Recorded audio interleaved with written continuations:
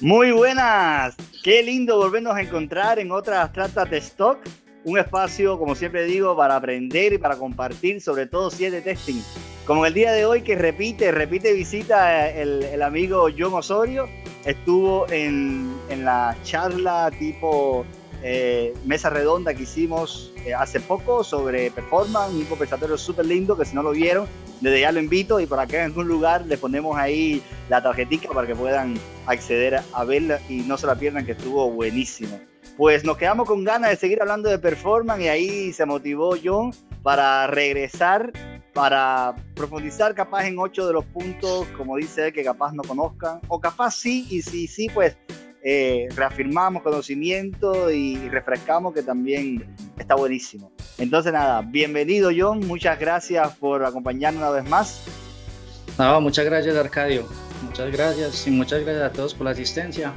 Espero que en esta presentación podamos aprender un poquito sobre pruebas de performance, compartirles un poquito la experiencia que he tenido en estos años y bueno, traer esta información a definiciones y conceptos más básicos que no sean tan técnicos. Fue un gran reto, pero aquí estamos. Buenísimo, muchísimas gracias. De seguro va a estar perfecto. Un mensaje a los que están del lado de la pantalla. Recuerden que las consultas que tengan durante la charla o que ya hayan traído, pueden ir dejándola ahí en la sección de preguntas, un panel que tienen a la derecha, creo. Y ahí yo voy a estar atento y al final de la charla tendremos ese espacio donde se las transmitiremos a John para que responda algunas de ellas y así enriquecer mucho más el espacio. Entonces, no quito más tiempo, disfruten de John y de su charla y conocimiento y nos vemos de nuevo al final. Adelante, John, son todos tuyos. Listo, muchas gracias, Arcadio. Bueno, voy a empezar esta charla con un dato que no tiene nada que ver con performance, pero es un dato que les va a romper las neuronas, porque muy poca gente lo conoce. Ustedes sabían que el primer logo de Facebook fue la cara de este señor, Al Pacino. Una vez rompiendo neuronas, vamos a hablar sobre 8 cosas que no sabemos sobre performance testing. En esta charla vamos a hablar sobre conceptos, vamos a aprender definiciones, vamos a entender las claves de cómo se trabaja en las pruebas de performance, ¿cierto? Entonces, bueno, vamos a empezar. Y una de las primeras frases que a mí me gusta mucho mencionar cuando estoy hablando de performance, para que lo tengan en cuenta, para que lo recuerden siempre, es que performance testing no es lo mismo que automation. Tengan esa frase muy presente para las siguientes diapositivas. ¿Qué es performance testing? Eso es lo que vamos a hablar el día de hoy. Vamos a empezar a entrar un poquito en esas definiciones y en esos detalles para entender un poco de qué es lo que vamos a hablar. La audiencia de esta charla puede ser personas que no tengan idea de qué estamos hablando sobre performance, ¿cierto? Gente que ha escuchado acerca de performance, pero no sabe qué es. Personas que saben, pero necesitan mejorar su conocimiento en performance. Puede ser un cliente, un futuro cliente que tengamos, ¿cierto? Personas que llaman al ingeniero de performance o al performance tester solamente cuando ellos consideran que ya lo necesitan. Y tenemos las personas que tienen experiencia, personas que ya se dedican a performance testing, personas que ya tienen un recorrido en diferentes proyectos, que ese es lo que yo llamo a mi equipo SWAT. Un dato impactante, digamos que 2017 y 2019 para todos fue muy común o muy conocido esto que ocurrió, en donde la séptima temporada de Game of Thrones, justamente en su lanzamiento, rompió todos los servidores de HBO. Lo mismo ocurrió cuando Disney lanzó Disney Plus en noviembre 12 del 2019. La concurrencia que se conectó al mismo tiempo para cada uno de esos eventos rompió el sistema. ¿Qué pudo haber ocurrido? Más adelante de pronto lo descubrimos, pero esa es una de las cosas que pasa en el mundo real. Performance testing no es solo lo que vemos en algunos de nuestros proyectos, no es solo qué pruebas de carga, qué pruebas de estrés, en el mundo real también se ve impactado por muchas cosas relacionadas al performance y hoy vamos a aprender un poquito sobre ellas. Entonces, ¿de qué vamos a hablar el día de hoy? Vamos a hablar de los tipos de pruebas de software. Vamos a ver cómo se diferencian lo que son las pruebas funcionales de las pruebas no funcionales. Vamos a hablar sobre pruebas de performance, qué es prueba de performance, los tipos de pruebas, las tareas que se hacen en una prueba de performance, por qué la concurrencia es tan importante, porque vamos a hablar sobre algunas métricas y sobre algunas herramientas que se utilizan en esta práctica. Pero antes de empezar toda la charla, ¿quién soy yo? Porque estoy yo aquí hablándoles a ustedes. Mi nombre es John Osorio, soy ya consultant testing dentro de Endava, una multinacional británica de tecnología. Llevo 12 años de experiencia haciendo pruebas de performance. He trabajado en más de 20 clientes, conozco más de 20 herramientas, más de 10 herramientas, y he trabajado en mercados como el entretenimiento, OTT, videojuegos, real estate, servicios, comunicaciones, e-learning, banking, diferentes. También tengo experiencia como VA, como Business Intelligence, DBA, pero bueno, eso fue hace mucho tiempo.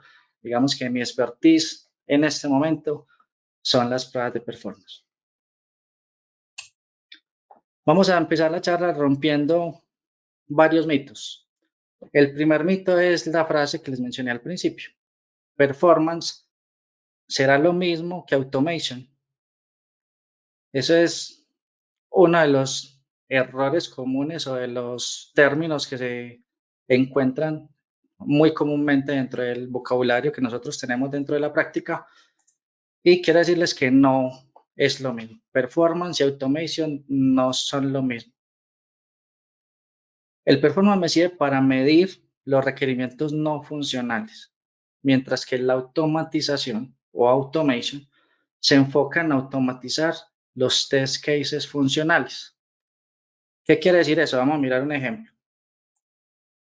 Si nosotros revisamos el flujo de trabajo de un cajero electrónico, tenemos diferentes requerimientos funcionales, sus transacciones, los retiros, el depósito, las transferencias, todos esos movimientos, digamos que son movimientos que se pueden automatizar para ayudar a aumentar la cobertura dentro de los tests que estamos realizando y reducir el tiempo de entrega dentro de nuestros sprints, ¿cierto?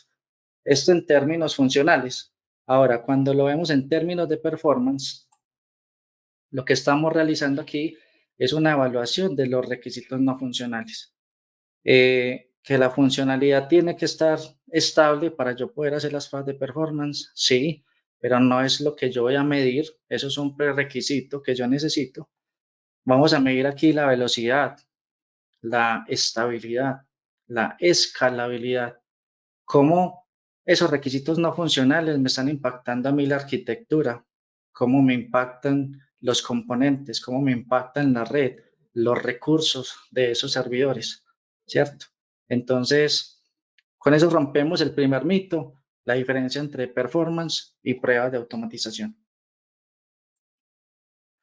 Ahora vamos a hablar un poquito sobre los tipos de pruebas de software. Dentro de estos tipos de pruebas tenemos lo que son las pruebas funcionales y las pruebas no funcionales. En las funcionales tenemos las pruebas unitarias, las pruebas de integración, las pruebas de sistema, las pruebas de interfase, regresión, ¿cierto? Mientras que en las no funcionales tenemos las pruebas de documentación, las pruebas de instalación, las pruebas de performance, que es lo que nos tiene hoy aquí a todos, las pruebas de confianza y las pruebas de seguridad. Dentro de las pruebas de performance hay diferentes tipos de pruebas, las pruebas de carga, las de estrés, las de endurance, las de picos, ¿cierto? Pero digamos que esto, a pesar de ser mucha teoría, se las voy a mostrar con un ejemplo más gráfico para que lo entiendan mucho mejor. Cuando hablamos de pruebas unitarias, vamos a mirar cómo es el comportamiento de cada uno de los componentes. Cada componente por separado esté cumpliendo con lo que las especificaciones para las cuales ese componente está siendo desarrollado. Cuando hablamos de pruebas de integración, vamos a mirar esos componentes, cómo funcionan entre ellos, cómo se hablan, cómo sus inputs y sus outputs permiten que otros componentes también permitan continuar el flujo de lo que se está diseñando.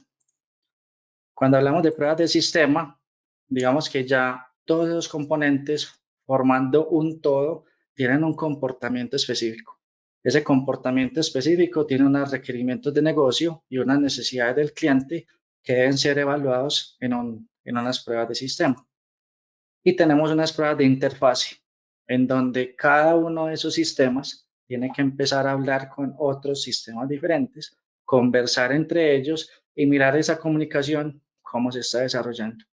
Finalmente, una vez terminemos todo el proceso de desarrollo de cada una de estas pruebas, tenemos las pruebas de aceptación de usuario y es cómo el usuario nos va a ver, cómo va a ser la experiencia que va a tener el usuario con estos componentes que nosotros estamos desarrollando. Aquí, con esto gráficamente podemos explicar lo que son las pruebas funcionales. Pero si hablamos de las pruebas no funcionales, ya es otro cuento, ya es otra historia. Aquí vamos a empezar a mirar el comportamiento de todas las aplicaciones bajo nivel de estrés, bajo condiciones inesperadas, el tema de la seguridad, el impacto de la concurrencia, volúmenes de datos gigantes. Entonces, son dos pruebas que tienen objetivos totalmente diferentes, pero que a ambas se complementan. Ahora, veamos un poquito más en detalle cuál es la diferencia puntual entre esas pruebas funcionales y las pruebas no funcionales. Cuando hablamos de las pruebas funcionales, nos vamos a enfocar en qué es lo que el sistema está haciendo, ¿cierto? Mientras que las pruebas no funcionales es cómo el sistema está trabajando. Aquí nos vamos a enfocar en la arquitectura y en la infraestructura, más allá de la funcionalidad, que es algo que también nos interesa, pero no es nuestro objetivo. Las pruebas funcionales se especifican basadas en requerimientos de usuario, que es lo que el usuario está necesitando para su negocio según la funcionalidad que se esté diseñando. Las pruebas no funcionales están diseñadas o especifican las expectativas del usuario. Cómo el usuario quiere que esa aplicación funcione, según lo que va a crecer su negocio, la cantidad de usuarios que vaya a tener a futuro. Entonces es más relacionado a las expectativas. Las pruebas funcionales son basadas en requerimientos funcionales. Las pruebas no funcionales son basadas en requerimientos técnicos, el tiempo de respuesta, el comportamiento de las transacciones por segundo, requerimientos técnicos que se especifican para medir los criterios no funcionales, los criterios de aceptación. Y finalmente, las pruebas funcionales son el éxito de una prueba de las pruebas funcionales está basado en los resultados esperados. ¿Qué me entró? ¿Qué me salió? ¿Cumplió? La prueba funcional está bien realizada. Mientras que en lo no funcional, nosotros nos basamos eso en los criterios de aceptación, ¿cierto? Si funcionó mal, es porque las pruebas funcionales tienen una falencia. Si funcionó bien, ese funcionamiento que estoy obteniendo de las pruebas funcionales, ¿cómo está haciendo que mi sistema trabaje? La arquitectura y la infraestructura. Ahora bien, más gráficamente lo podemos ver de esta manera. Cuando un sistema está tranquilo, con poquitos usuarios, digamos que está trabajando sin carga, sin estrés, todo funciona perfectamente. Pero el impacto en un servidor y en una arquitectura o en una aplicación en general, en un momento inesperado de carga, por ejemplo, lo que le pasó a Game of Thrones, lo que le pasó a Disney, todos los usuarios conectándose al mismo tiempo, hacen que el mismo sistema que yo estaba probando, que estaba tranquilo, que todo funcionaba bien, empiezan a salir errores que yo no había tenido en cuenta. Y eso lo logramos a través de las pruebas no funcionales. Empezar a mirar el comportamiento de la aplicación en escenarios que no tenemos contemplados desde las pruebas funcionales. Un poquito hablando sobre métricas o buenas prácticas de lo que ocurre en el mercado, podemos ver, por ejemplo, estadísticas como las de Walmart. Por cada un segundo que yo mejore el tiempo de respuesta de la página de Walmart, hablando, pues yo me estoy haciendo atribuciones que no me corresponden. Por cada segundo que Walmart mejore el segundo en el tiempo de respuesta de sus páginas, eso equivale a un incremento del 2% en sus conversiones. Traducido de otra manera, por cada 100 milisegundos de mejora en su página, eso incrementa un 1% el revenue.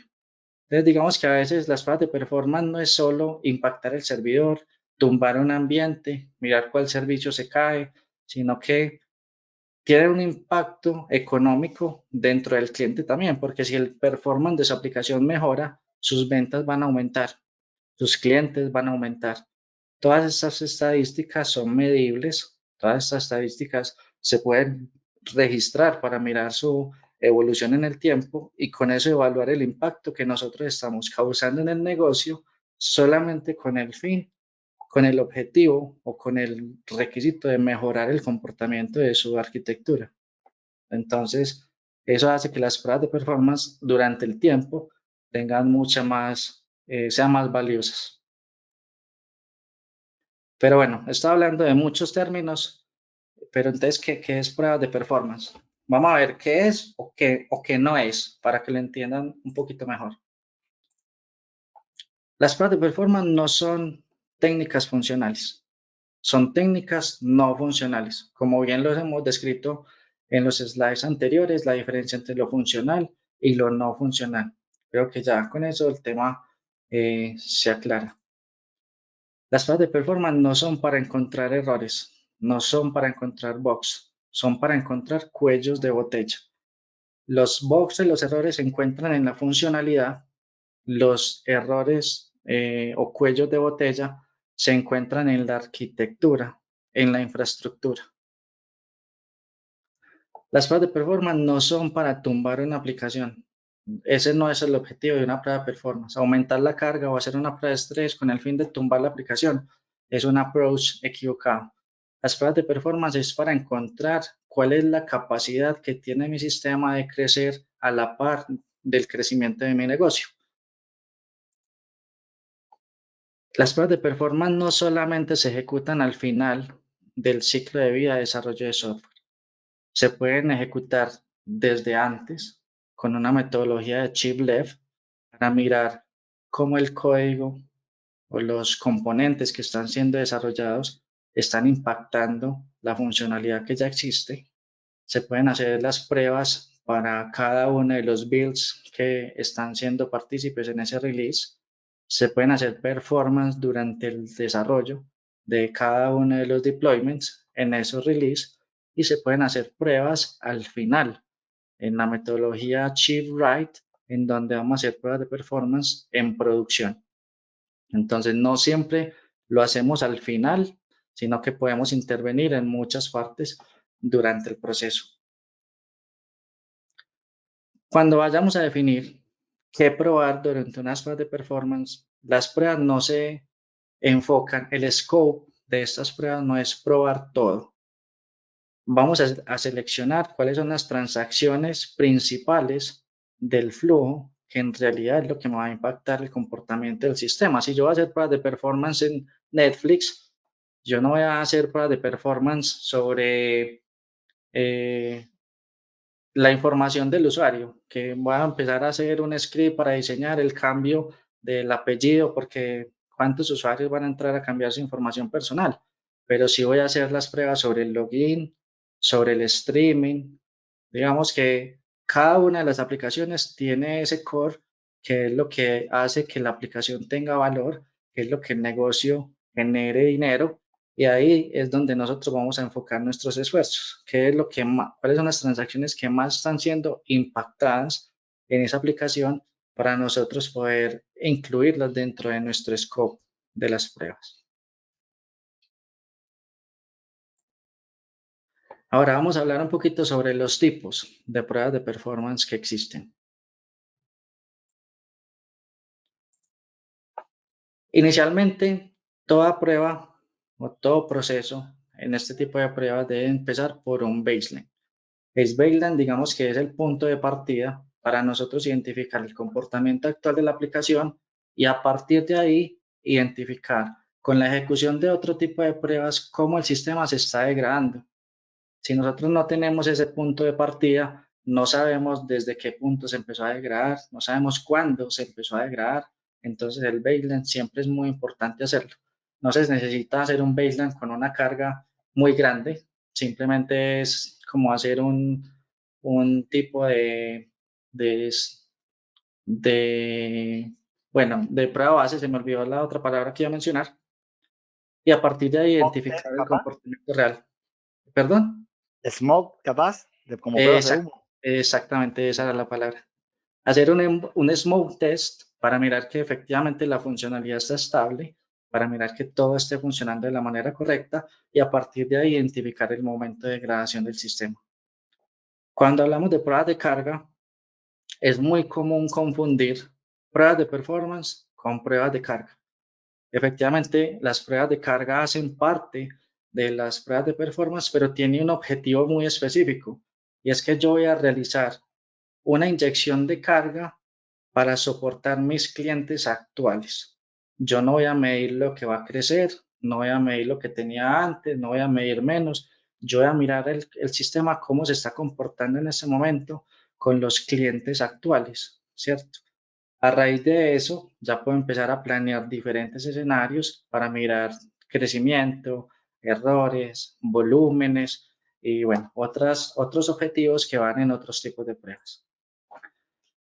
Puedo realizar pruebas de failover en donde voy a medir la resiliencia del sistema. ¿Pero qué es resiliencia? La resiliencia es cuando tengo dos servidores, ¿cierto? Los dos servidores tienen mi aplicación, pero uno de esos servidores se me cayó. Este servidor tiene que seguir funcionando. El usuario no se puede dar cuenta que mis servidores se cayeron.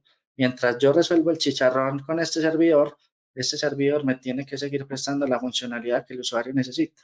Ya cuando el servidor que se me cayó a, vuelva a vivir, vuelva a resucitar, se enlazan otra vez esos dos servidores y de esa manera va a tener un sistema que me permite tener esa resiliencia disponible de alta disponibilidad para no afectar mi servicio.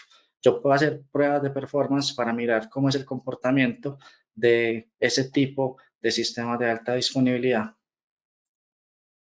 Tengo pruebas de picos, en donde en esas pruebas de picos voy a mirar si el sistema responde correctamente ante una situación inesperada, un momento en el que todos los usuarios entraron a ver Game of Thrones al mismo tiempo, una prueba de 1, 2, 3 minutos, y inmediatamente todos los usuarios entren a ver el sistema, yo reduzco la carga a su comportamiento normal. Los servicios, a pesar del impacto que tuvieron con ese pico, tienen que seguir respondiendo. Que se demoren más en responder, digamos que ya depende del criterio de aceptación, pero tienen que seguir funcionando. En eso es donde nosotros nos enfocamos en hacer estas pruebas de picos, en mirar esos impactos que le estamos metiendo al servidor de manera inesperada que no me vaya a tumbar la aplicación, porque no es un impacto prolongado en el tiempo, es un impacto de contados segundos. A diferencia de las pruebas de estrés, en donde también vamos a mirar qué pasa en momentos inesperados del tiempo, pero la carga va a ir creciendo y va a ir creciendo y va a ir creciendo y va a ir creciendo hasta que nosotros podamos identificar cuál es el primer componente del sistema que se rompe. A eso es a lo que nosotros le llamamos pruebas de estrés para identificar cuál es ese componente, el primero que se rompe, cuando nosotros estamos intentando determinar la capacidad de la infraestructura. Tenemos las pruebas de capacidad y es, bueno, vamos a organizar mis escenarios de testing de acuerdo al crecimiento del negocio.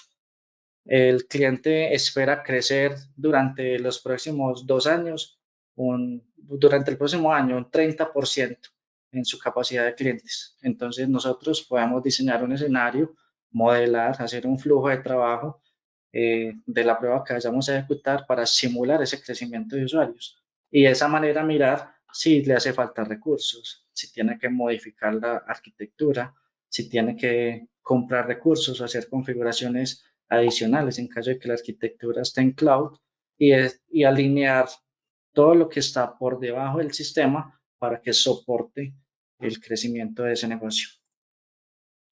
Tenemos pruebas de endurance, o lo que se conoce mejor en español como pruebas de larga duración. Es donde se va a medir la experiencia del usuario en un periodo muy prolongado de tiempo. Son pruebas en donde yo ejecuto una carga moderada durante 5, 6, 7 o hasta más horas, porque finalmente cuando un usuario entra a ver Netflix por la mañana, y hay usuarios que se quedan todo el día viendo Netflix, por la noche Netflix tiene que seguir funcionando igual. No puede volverse lento, no se puede pixelar, tiene que funcionar exactamente igual sin importar cuánto tiempo se ha usado. Esta experiencia de usuario, a pesar de que nosotros lo estamos probando a través de una prueba de endurance, nuestro foco va a ser mirar los recursos en el servidor. Normalmente en una prueba de performance de 30 minutos, de una hora, hay recursos que tienen un comportamiento esperado, pero no logramos identificar, digamos que comportamientos excepcionales. Comportamientos como cuáles, por ejemplo, los memory leaks. Los memory leaks son problemas de memoria que cuando la aplicación está siendo usada por mucho tiempo, la memoria se empieza a acumular, se empieza a acumular, se empieza a acumular. Cuando la aplicación dejó de funcionar, esa memoria no se recupera, esa memoria no se libera. Y al no liberarse, cuando la aplicación vuelva a entrar en funcionamiento, va a empezar con la memoria que ya tenía acumulada. Entonces, a partir de ese punto alto, va a seguir creciendo. Configuraciones de garbage collectors, temas de timeout y todo ese tipo de cosas hacen que los recursos, el comportamiento de los recursos y las configuraciones de esos recursos estén afectando la experiencia del usuario. Y tenemos pruebas de volumen. Aquí no vamos a hablar de concurrencia, de muchos usuarios al mismo tiempo. Aquí vamos a hablar es de datos, archivos gigantes de datos, queries en bases de datos que traen mucha información y eso también impacta el performance de un sistema. El performance de la base de datos, las tablas se bloquean, se llenan los pools de conexiones de esas bases de datos. Entonces, es otro tipo de pruebas que si bien no tiene que ver con concurrencia, también afecta el performance de la aplicación, en este caso basado en los datos. Si vemos estos tipos de pruebas de una manera gráfica, de esta manera es como nosotros modelaríamos la ejecución de la prueba. Si vamos a hacer una prueba de capacidad, una prueba de escalabilidad, vamos a empezar a inyectar la carga de una manera progresiva, creciendo en el tiempo. Si vamos a hacer una prueba de estrés, vamos a hacerle un impacto alto al servidor, sostener ese impacto durante un periodo de tiempo y después tumbar la prueba repentinamente. Si vamos a hacer pruebas de picos, vamos a hacer diferentes picos durante el periodo que determinemos. Las pruebas de endurance es una prueba con muy poquita carga, pero durante mucho tiempo. Y de esa manera nosotros podemos calcular los ramp-ups, calcular el tiempo de ejecución de la prueba y modelar la ejecución del script para que cumpla el objetivo de lo que necesitamos probar. Mito número 2. Si yo sé JMeter, eso quiere decir que ya sé hacer pruebas de performance. Para los que no sepan, JMeter es una herramienta open source que está construida basada en Java y que permite grabar el comportamiento de una página web o de una aplicación usando el protocolo más conocido, HTTP. Tiene convenios, puede usar muchos otros protocolos, pero esa herramienta es la más popular, es la que tiene más documentación, la comunidad más grande, es gratis, entonces por eso es tan popular. Y digamos que si yo sé JMeter, que es una herramienta que me sirve a mí para hacer pruebas de performance, eso me hace a mí ya un performance tester. No. ¿Por qué? Saber JMeter, digamos que es una de las cosas que yo necesito, conocer la herramienta con la cual yo voy a ejecutar la prueba. ¿cierto? Pero si un cliente me dice, John, necesito que inyectes 1000 usuarios concurrentes usando JMeter, una persona que solamente sepa hacer JMeter, coge los 1000 usuarios concurrentes, los inyecta en el sistema y listo. ¿Pero qué le faltó? Conocer los criterios de aceptación. Bueno, vamos a inyectar 1000 usuarios concurrentes, pero ¿qué necesitamos que pase con esos usuarios concurrentes? ¿En cuánto tiempo tiene que responder? ¿Cuántas transacciones por segundo tiene que soportar? ¿Cuántos errores más o menos es el promedio de error rate que podemos permitir? ¿Por qué 1000 usuarios concurrentes? ¿Por qué no 50? ¿Por qué no 20.000? ¿Por qué no 300? ¿Por qué tiene que ser 1000? Esa capacidad de nosotros saber calcular esa concurrencia, de hacer un benchmarking, de mirar cómo es el comportamiento que ya tiene la aplicación en producción o que tienen esa misma aplicación similares en otros clientes, determinar entonces, bueno, ¿por qué me estás pidiendo 1000? ¿Cuáles van a ser los modelos de trabajo? Muy similar a lo que yo les estaba mencionando en los tipos de prueba.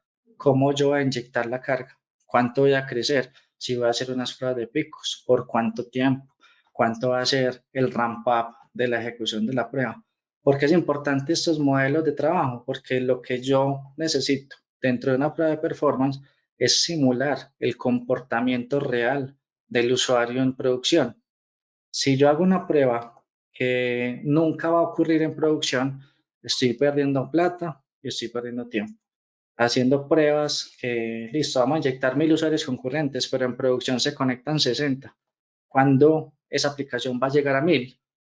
Puede que no llegue nunca. Entonces, eso es muy importante, identificar esa concurrencia y esos modelos de trabajo. Ahora, ¿cuál va a ser la estrategia de arquitectura? Voy a inyectar desde servidores en la nube, voy a inyectar desde mi computador local. Cuando digo inyectar es, yo tengo mi herramienta de performance en mi computador local, entonces desde ahí voy a generar la cantidad de usuarios concurrentes para simular la aplicación. O son tantos usuarios concurrentes que mi computador local no soporta esa carga, entonces voy a empezar a usar servidores en la nube. Esa estrategia de arquitectura me ayuda a tener en cuenta diferentes escenarios y, muy importante, tener en cuenta el monitoreo de la infraestructura. Algo que les voy a mencionar más adelante, pero es una frase que a mí me gusta mucho mencionar para que ustedes lo tengan presente. Es que cuando yo ejecuto una prueba de performance, yo sé qué ocurrió, pero no sé por qué ocurrió. Para saber el por qué, esa información me la da el monitoreo de la infraestructura. Si yo tengo tiempos de respuesta de 10, de 15, de 20 segundos, listo, sé la métrica. ¿Cómo entiendo y analizo esa métrica? Resulta que esa métrica va ligada al comportamiento de la infraestructura. Si yo en el periodo de tiempo en donde yo ejecuté la prueba, puedo hacer la correlación de ese mismo periodo de tiempo en el comportamiento de la arquitectura, puedo identificar las causas de ese comportamiento. Incrementos en memoria, incrementos en red, incrementos en CPU que causaron que ese tiempo de respuesta que yo tuve en mi herramienta de performance diera esos 15 segundos. Entonces, ese análisis de las métricas relacionado al monitoreo que estoy extrayendo de la infraestructura me ayuda a hacer esa correlación. Entonces, si bien con eso rompemos el mito de que conocer una herramienta de performance no te hace performance tester, te da los conocimientos para empezar a explorar todos estos campos. Hablando como de las tareas que se hacen dentro de una prueba de performance, vamos a ver, por ejemplo, las siguientes. Dentro de un proceso completo de pruebas de performance, nosotros hacemos la planeación, el análisis, el diseño, la ejecución y el reporte.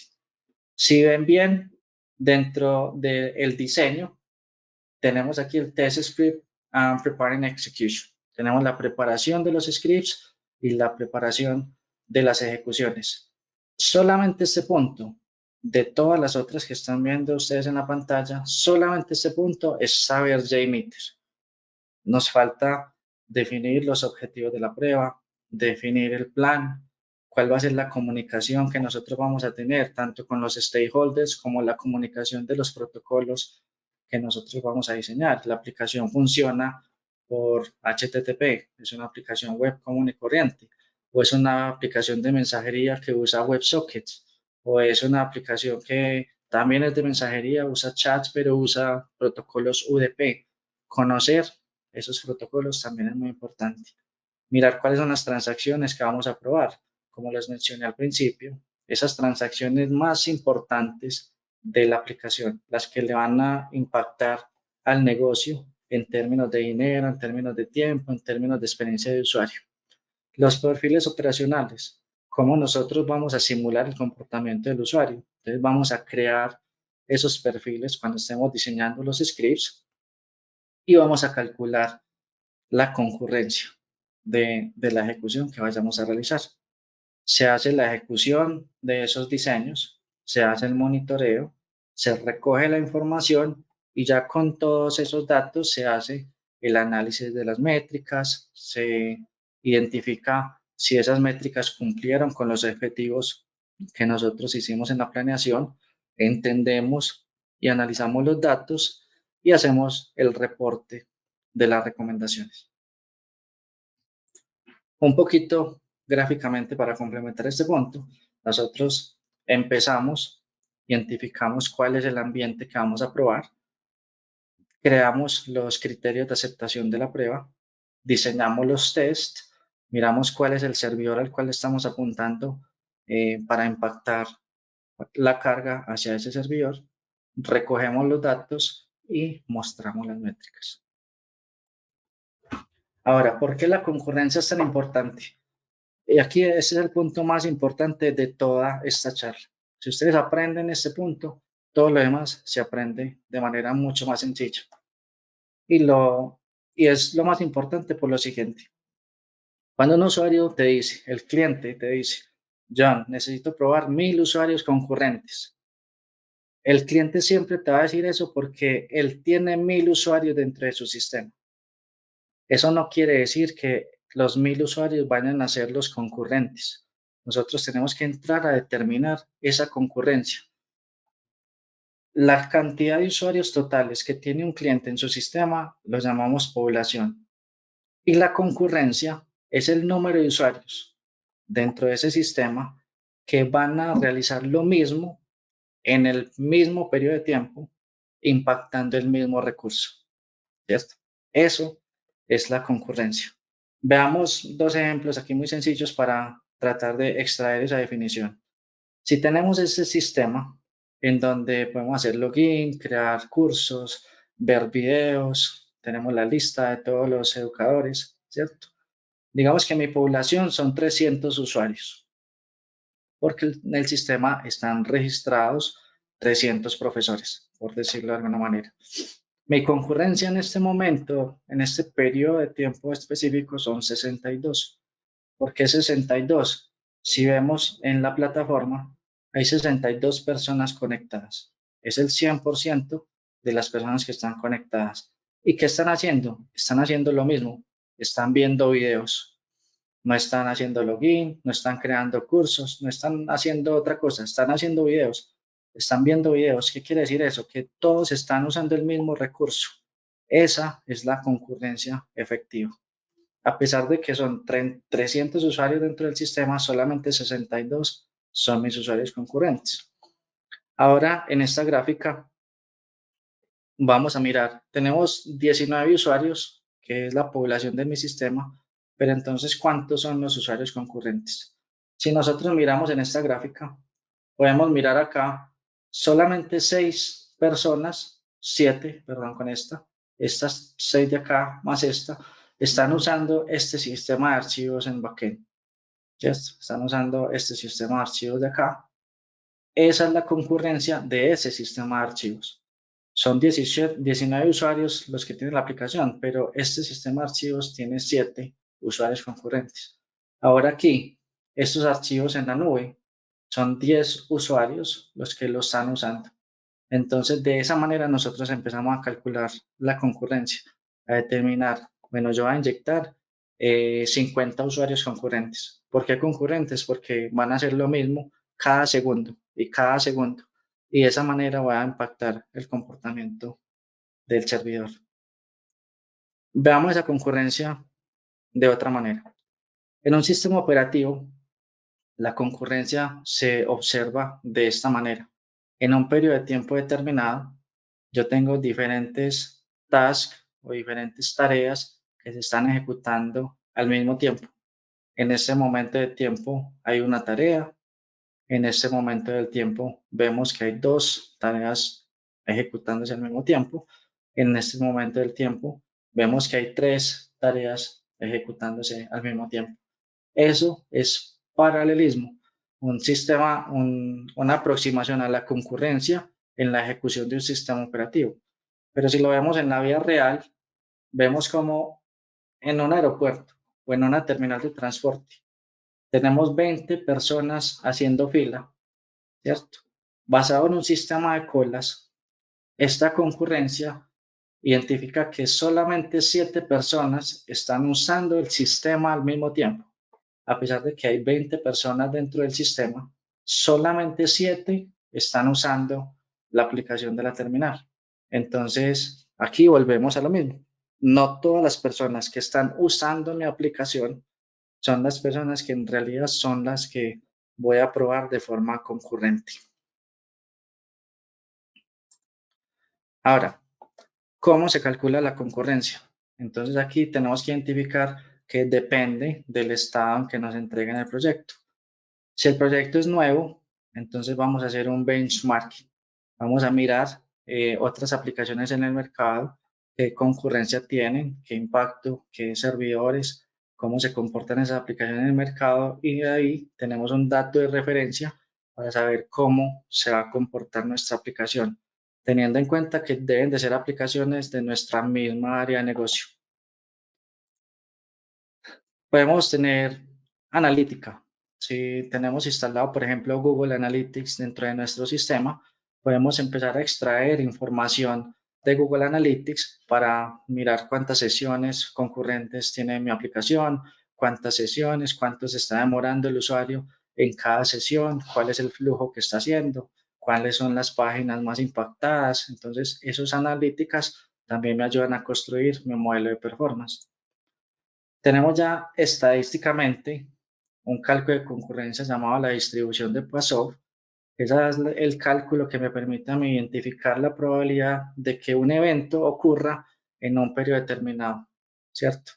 Es una distribución que estadísticamente en algunos momentos aplicamos, pero para que no se asuste mucho por la complejidad de términos estadísticos, una de las fórmulas más fáciles de determinar la capacidad de un sistema o la velocidad o el tiempo de espera que puede tener una aplicación es una fórmula que llamamos la ley de Little, en donde yo puedo identificar la capacidad basado en tres parámetros muy importantes. El trabajo en progreso, ¿cierto? Que sería la capacidad de mi sistema, el throughput, que sería la velocidad, o el lead time, que sería el tiempo que pasa ese usuario usando mi sistema. Con estas tres fórmulas, digamos que es la misma fórmula, pero variamos los parámetros para identificar cada uno de lo que necesitamos, podemos hacer el cálculo de la concurrencia.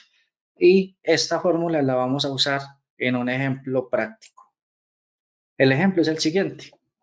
Tenemos dos personas vendiendo café en un carro en la calle, ¿cierto? Entonces tenemos a John, que es el que toma las órdenes, a Elizabeth, que es la que hace el café, y el cliente, que es el que recoge su café cuando ya esté listo. Tenemos el throughput, la velocidad. ¿Cuál es la velocidad del sistema? John y Elizabeth preparan 6 cafés por minuto. ¿Cuál es el trabajo en progreso? O sea, ¿cuál es la capacidad de mi sistema? 12 cafés, ¿cierto? En cualquier momento del tiempo, 12 cafés son la capacidad del sistema. ¿Cuánto es el tiempo de espera que tiene que esperar, valga la redundancia, el cliente a que le entreguen el café? Entonces vamos a hacer ese cálculo. Si la capacidad del sistema son 12, porque yo puedo procesar 12 cafés en cualquier momento del tiempo, pero mi velocidad son 6 cafés por minuto. Eso quiere decir que el cliente tiene que esperar 2 minutos desde que haga su pedido hasta que le entreguen su café, ¿cierto? ¿Cómo mejoramos el performance de este sistema? ¿Cómo mejoramos la velocidad? Resulta que tenemos un cuello de botella, solamente tenemos una máquina de café. Entonces, ¿qué vamos a hacer? Vamos a comprar otra máquina. Para incrementar la velocidad, compremos una segunda máquina. Al comprar una segunda máquina, si yo hago 12 cafés, ¿cierto? Y a eso le sumo que mi velocidad son 12 cafés por minuto, el cliente ya va a esperar solamente 1 minuto a que le entreguen su café. ¿Qué hice ahí? Me compré otro servidor. ¿Para qué? Para que el sistema funcionara mucho más rápido. Pero no siempre comprar más arquitectura, comprar más infraestructura resuelve los problemas de performance que yo tengo dentro de mi aplicación. Entonces, ¿qué otro approach o qué otra alternativa tengo? Entonces, mejoremos el proceso. Si yo modifico la cantidad de trabajo o la capacidad de cafés que yo puedo procesar a 6 con una sola máquina de café, tengo que esa cantidad de cafés que yo puedo procesar haciendo 6 cafés por minuto, tengo que el cliente me puede esperar 1 minuto. Obtuve el mismo resultado que si hubiera comprado una segunda máquina de café.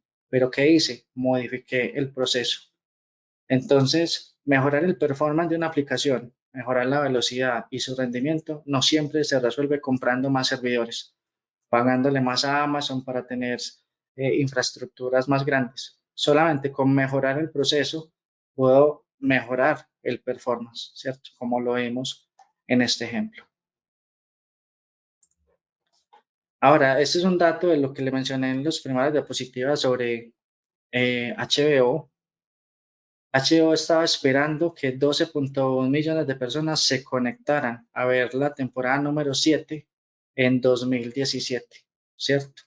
Pero en realidad los que se conectaron ese domingo por la noche fueron 16.5 millones. Son más de 4 millones de usuarios de diferencia que obviamente ellos o no calcularon o no tuvieron presente o pudo haber pasado muchas cosas, pero esos 4 millones fueron los que le tumbaron los servidores.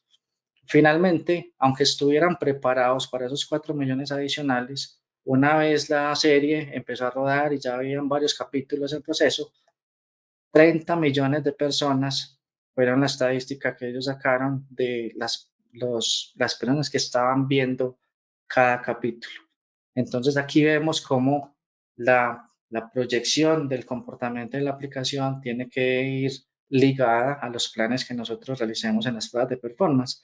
Ellos se prepararon para 12 millones, pero al final 30 millones de personas por episodio es lo que ellos calcularon después de que ya estaba el tema en producción. Entonces, los números siempre resultan ser muy importantes. Bueno, ahora vamos a hablar un poquito de métricas de performance, pero las métricas dependen de la fuente de ellas. Si nosotros, digamos que las pruebas de performance nos entregan métricas como los tiempos de respuesta, la cantidad de requests por segundo, los errores, la latencia, el ancho de banda que me estoy consumiendo. Pero esa herramienta de performance, a pesar de que me entrega esas métricas, como les mencioné anteriormente, ahí estoy dándome cuenta que ocurrió, no porque el por qué lo obtengo de las herramientas de monitoreo, en donde obtengo las sesiones, la duración de los hilos, la memoria, la red, la CPU, el comportamiento en el disco, los queries de bases de datos que se están ejecutando, ¿cierto? Ahora, si no tengo estas herramientas, tengo que ser un poquito más recursivo y toda aplicación, si está bien configurada, tiene logs. Tengo que entrar a analizar esos logs, los logs de las aplicaciones, los logs de bases de datos, los logs de la red, los archivos de configuración, los datos de performance. que es más complejo, que es más dispendioso, que pereza leer todos los archivos tan largos, sí, pero ante no tener herramientas, ser recursivo, digamos que nos ayuda a tratar de encontrar los datos que necesitamos. Hablando un poquito de buenas prácticas, podemos ver cómo la experiencia de usuario impacta profundamente en el comportamiento de una aplicación. Ese performance que tiene la aplicación hace que mis usuarios me perciban de cierta manera. Entonces, si yo tengo una aplicación que me está respondiendo en menos de un segundo, los usuarios dicen que esa aplicación es súper rápida, aman esa aplicación, la adoran. Si la aplicación se demora entre 1 o 2 segundos, pues listo, ellos consideran que la aplicación es rápida. Si ya está entre 2 y 3 segundos, ya empiezan a decir que tiene un comportamiento promedio. Si es de 3 a 4 segundos, ya dicen que está lenta. Y si tiene más de 4 segundos, ya perdimos al cliente. Ya, según estas buenas prácticas definidas por Google, eh, más de 4 segundos en un sistema hace que los perdamos conversiones, perdamos ventas, perdamos clientes, perdamos muchas cosas dentro de la aplicación. Si lo vemos relacionando la velocidad con el revenue, podemos identificar que el 79% de los clientes que reportan que no están satisfechos con alguna aplicación, ¿cierto? Debido a su performance, no vuelven a comprar en ese lugar. El 64% de los usuarios lo hacen a través de dispositivos móviles y esperan que las páginas se demoren menos de 4 segundos. La experiencia de los usuarios, la expectativa, el 47% de esa expectativa de los usuarios quiere que la aplicación se esté demorando menos de 2 segundos, ¿cierto? El revenue, el lo que les mencionaba ahorita de Walmart, hace que si, por ejemplo, yo dentro de mi e-commerce o dentro de mi aplicación web o dentro de mi sistema esté generando $100,000 al día, mejoro el rendimiento de la aplicación en un segundo y eso me incrementa $7,000 diarios. O sea, estoy teniendo un 7% de rentabilidad solamente por mejorar un solo segundo. En cuanto al SEO, optimizando todo el motor de búsquedas. Por un segundo de atraso en la página, pierdo el 11% de las personas que están viendo mi página. Y ese mismo segundo de retraso hace que esté perdiendo el 7% en mis conversiones. Finalmente, todo lo que hagamos en performance va a impactar el mercado, va a impactar el negocio, las ventas, los números, la plata, ¿cierto? O la guita para otros países. Y finalmente, terminamos con las herramientas de performance. Entonces les voy a mostrar un compendio de muchas de las herramientas de performance que se usan para determinados tipos de pruebas. Tenemos las pruebas de performance, las herramientas para el backend, en donde podemos ver a JMeter, BlazeMeter, Gatling, Visual Studio, Octoper, eh, herramientas que me permiten probar endpoints, probar APIs, probar todos esos protocolos de backend que yo necesito simular dentro de mi sistema. Tenemos herramientas de monitoreo que vuelvo y lo recalco. Si yo no sé qué está pasando en el monitoreo, yo no sé por qué ocurrió lo que ocurrió. Entonces tenemos herramientas como New Relic, como Dynatrace, AppDynamics, Enmon, Datadog. Tenemos herramientas de profiling.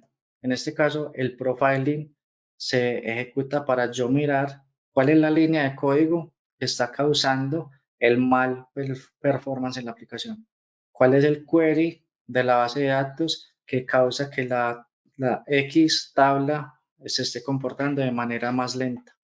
Todas esas herramientas de profiling me ayudan a determinar el performance desde las líneas de código, desde el desarrollo de cada uno de los componentes. Herramientas como JProfiler, como Visual Studio, que también tiene herramientas de profiling dependiendo de su sistema.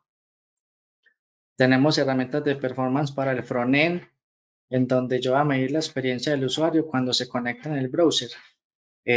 los Core Web Vitals, que son como las 4 métricas más importantes que define Google para medir la experiencia del usuario, el renderizado, cuánto está demorándose en cargar la página, cuánto los JSON se están demorando en utilizar el DOM del HTML para poder mostrar la información, en qué momento ese HTML ya es interactivo para el usuario, cuando el usuario puede empezar a dar clic en esa página web y poder interactuar con la aplicación.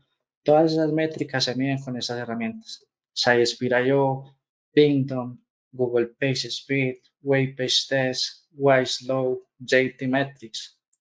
Y finalmente, tenemos herramientas de performance para dispositivos móviles. Cuando hablamos de dispositivos móviles, tenemos que hacer una diferencia en mirar si la aplicación es híbrida o si la aplicación es nativa. Si la aplicación es híbrida, quiere decir que la aplicación está utilizando un browser para ir a impactar el mismo servidor que una página web lo haría, ¿cierto? De esa manera podemos medir la concurrencia.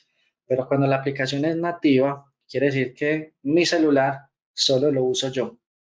Eso quiere decir que no tiene concurrencia. Entonces, en ese caso, vamos a medir el performance del dispositivo para mirar la batería. Si yo abro la aplicación dentro de mi celular, esa batería, ¿qué impacto tiene? La memoria del celular, el disco del celular, cuánto se demora ese dispositivo móvil en pintar la aplicación en pantalla.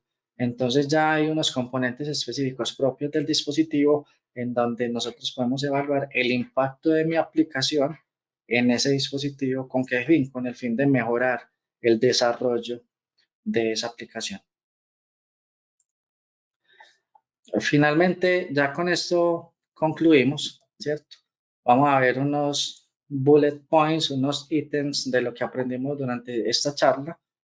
Esta charla nos entrega las bases y el conocimiento de unas pruebas de performance, nos entrega el contexto de qué son las pruebas de performance cuando nosotros estamos comparándolos con los tipos de pruebas de software que existen en el mercado, la relación entre pruebas funcionales y pruebas no funcionales, la motivación de mejorar nuestro conocimiento en términos de una vista general para que para poder aportar y dar valor a la arquitectura de nuestros proyectos.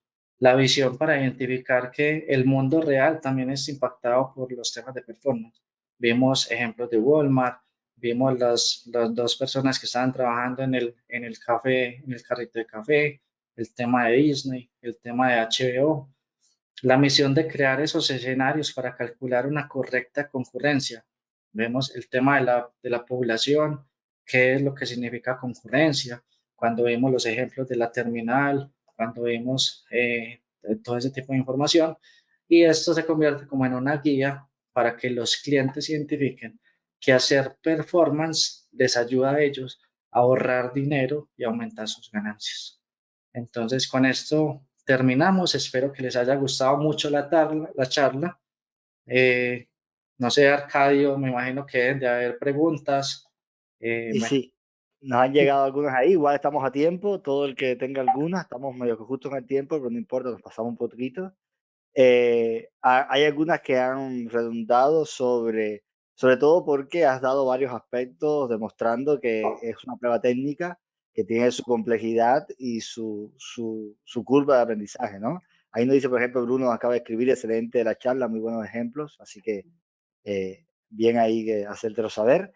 La pregunta viene sobre si estoy iniciando en performance, por dónde arrancar, y qué es lo que supuestamente debo saber para de a poco ir entrando. Como en resumen, cuáles son esas habilidades que tengo que desarrollar y qué conocimiento tengo que desarrollar para llegar a ser un buen performance, pero desde un inicio, ¿no? Listo. Empezar en pruebas de performance, digamos que lo básico, como lo mencioné al principio, es, bueno, voy a conocer una herramienta de performance. Vamos a entrar a conocer JMeter, conocer su sintaxis, el comportamiento, qué hace JMeter, para qué sirve. Y basado en eso, conociendo la herramienta de performance, empezar a pensar los resultados de JMeter, qué resultados me va a entregar, qué métricas me van a entregar. Si me entregó tiempos de respuesta, si me entregó request por segundo, cómo eso yo lo analizo en términos de negocio, ¿cierto? Entonces tengo que empezar a profundizar un poquito en el conocimiento de entender las métricas, para qué sirven, cómo apoyan el tema del negocio, y ya teniendo como esa información, ya todo lo demás lo vas adquiriendo en la medida que vayas estudiando. Hay cursos de teoría de performance, hay cursos en donde te muestran cómo ser performance tester desde lo más básico hasta ser un ninja. Y bueno, el tema del monitoreo es muy importante, identificar, hiciste una prueba, pero no supiste qué es lo que ocurrió en el servidor. Bueno, estudiar un poquito de monitoreo, de sistemas operativos, de qué le pasa a la memoria cuando ocurre esto, cuáles son los estados de la memoria, los errores que puedes encontrar, y bueno, ahí un poquito sería ese el resumen. Buenísimo. Te tiro otra por acá, que viene relacionado con Chip Left Performance, ¿no? Acercar más las pruebas de performance, no solo al final, sino durante el principio y todo el proceso de desarrollo. Pero como tú decías, se asocia mucho el performance a carga, estrés, endurance, picos, que son más bien cuando ya tenemos la aplicación como de cara a los usuarios y hacemos como esas conexiones. Pero durante el proceso de desarrollo, donde tenemos estos componentes y pruebas de integración y demás, ¿cómo son esas pruebas de performance? ¿Qué medimos? Incluir el chip level testing en unas pruebas de performance, o más bien las pruebas de performance en un chip level testing, me ayuda a identificar durante mi proceso de desarrollo. O sea, los desarrolladores desarrollan un componente, lo ponen dentro de un pipeline de integración continua. Ese pipeline, así como el pipeline de tener eh, pruebas estáticas, pruebas de automatización, debería incluir pruebas de performance. Esas pruebas de performance no son para medir el rendimiento de la aplicación ni impactarlo con mucha carga. Yo con 5, con 6, con 7 usuarios concurrentes, sin impactar mucho el comportamiento del pipeline, puedo mirar los tiempos de respuesta de ese componente. Entre versión y versión de cada uno de los desarrollos, puedo empezar a hacer la trazabilidad del comportamiento de esos componentes en el tiempo y mirar si en algún momento el tiempo de respuesta aumenta o si las transacciones por segundo disminuyen. Con poquita carga, si yo ya sé el comportamiento del sistema con poquita carga, cuando lo haga a una escala mucho más grande, digamos que voy a tener un comportamiento muy similar. Voy a encontrar otros componentes, otros errores diferentes, pero de esa manera el componente desarrollado no va a impactar los otros desarrollos que se estén haciendo en esa versión en específico. Entonces, para resumir, cuando hago pruebas de performance al inicio, dentro de una etapa de integración continua, mido los tiempos de respuesta y hago trazabilidad en el tiempo para mirar el impacto que tiene cada una de las versiones que se están desarrollando. ¿Estás muteado, Arcadio? Gracias, disculpa. Ahí decía que eso es importante. Cuando notamos que algo alteró eso esperado, entonces estamos en el momento exacto de descubrir cuál fue ese componente en el desarrollo que provocó esto y corregirlo en ese momento donde es menos costoso, más fácil de corregir y no esperar solo al final cuando es mucho más complejo, identificar incluso cuál fue ese componente que está provocando esos resultados no esperados y corregirlo además con todo el impacto que llega a corregir algo a ese punto de desarrollo donde existe entonces pruebas de regresión y donde más impactó y demás. Exactamente. Ahí va. Aquí hay una pregunta, David Osorio, y ahí se están amullando a seguir preguntando. Te leo, dice, excelente charla, muy clara y práctica. Para cuando hay ataques de dos, no sé si te queda claro qué cosa es, a mí no, de dos, DDoS, se puede estar preparando con performance testing, es decir, estos ataques son técnicos en cuenta precisamente para que el login de un sitio o de un sitio esté preparado para esos ataques. No sé si entendiste ahí. Listo, me imagino que ya hace referencia a los ataques de negación de servicio de DOS, en donde se están haciendo, eso va más ligado, digamos, que a las pruebas de seguridad, pero ocurre también cuando uno está realizando esas pruebas de performance. Hay ocasiones en donde nosotros estamos inyectando mucha carga concurrente y los servidores detectan como si fuera un ataque y me empiezan a bloquear las IPs por las cuales yo estoy generando la carga. Entonces, digamos que yo eso lo debo de tratar con las personas que están configurando el sistema para decirles, mira, esto no es un ataque, eso es una prueba que yo estoy haciendo, por favor no me bloquees para yo poder terminar mi prueba. Tu configuración de seguridad está funcionando perfectamente. Apagarla un momentico mientras yo termino la prueba y después la volvés a encender. Pero es más que todo por una configuración de seguridad que se presentan este tipo de cosas para evitar ataques masivos. Bueno, te tiro otra y con esta como que terminamos porque nos estamos ahí pasando un poco. Todo el mundo felicitándote por la charla, así que buenísima. ¿Cuál es la estrategia para mostrarles resultados o reporte ejecutivo a personas que capaz no son tan técnicas, ¿no? Ahí preguntaba Juan Baudacio. Gracias por la pregunta. Listo, las palabras con las cuales nosotros nos entreguemos la información es clave. A personas técnicas, digamos que nosotros le podemos mostrar la información del monitoreo, las métricas, los resultados, pero cuando le vayamos a hablar a personas no técnicas, debemos de enfocarnos en el vocabulario en términos de usuarios no técnicos. ¿Cuáles fueron los objetivos de la prueba? Yo no le voy a decir que el endpoint que termina en 2407 tuvo un tiempo de respuesta. No, yo le voy a decir, este endpoint que me permite a mí loguearme dentro de la aplicación me va a permitir que 150 usuarios sea la capacidad de mi sistema. Entonces es más como la forma en la que yo expreso los mismos resultados, pero en palabras, en términos de negocio, para que el cliente entienda el impacto de la prueba en sus propias palabras. Buenísimo. Bueno, y hay muchos preguntando acerca de la grabación del video. Algunos dicen para volverlo a ver. Tienen mucha información y muy clara como para irlo como recomendar y también como reverlo para ir aclarando y entendiendo y profundizando. Así que nada, esto queda esta semana, posiblemente el viernes en el canal de Abstracta. Igual si lo buscan ahí por el nombre de la charla o por John Osorio, les debe aparecer. Y si no se quieren perder las próximas, suscríbanse al canal, como dice el youtuber, y activen la campanita, porque esto lo estamos haciendo 2 veces al mes sobre temas variados sobre testing. Y sin duda, si les interesa escuchar, aprender sobre esto, es como recomendable para que no se las pierdan. Yo agradecerte, John, en deuda, 2 charlas seguidas en un mes acá en el espacio, en la que tuvimos el conversatorio, muy recomendable también, y esta, que me encantó porque bajaste, si bien se veía técnico, bajaste a explicarlo de una forma muy amena y es como un compendio, un resumen de muchos aspectos para, como decían por ahí, reverla a cada momento y poder ir como tener la guía de me falta esto, voy a profundizar un poco más acá, voy a profundizar un poco más allá. Así que muchísimas gracias por estar. Eres bienvenido cuando quieras regresar. Y a todos los que se conectaron, muchísimas gracias también. Ayúdenos a compartir, a decir que está buenísimo, a traer más gente y a que nos sigan acompañando para seguir conversando sobre testing. No sé si quieres algo más, John, para despedirte, decir algo. Listo, no, muchísimas gracias por su asistencia, muchísimas gracias a vos, Arcadio, por la invitación. Para mí es un placer y una pasión enseñar lo que yo sé hacer. Es un tema técnico, pero hay muchas personas que les gusta aprender sobre temas técnicos y sobre cosas nuevas, entonces siempre me alegra mucho poder enseñar. Vamos arriba, pues aquí tienes un lugar para eso. Bueno, gente, nos seguimos viendo acá en nuestro espacio. En la próxima vamos a estar hablando el 25 de mayo acerca de cómo mejorar nuestro proyecto o la velocidad, los tiempos esperados con pruebas unitarias. Así que seguimos por la rama de lo técnico.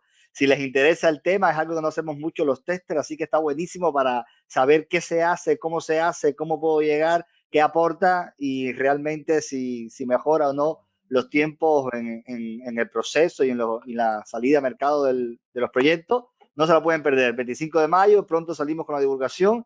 Vamos a estar hablando sobre pruebas unitarias en las Tata Test Story. Así que los espero allí, váyanse anotando y nada, ahí nos vemos. Gracias. Vale, hasta luego.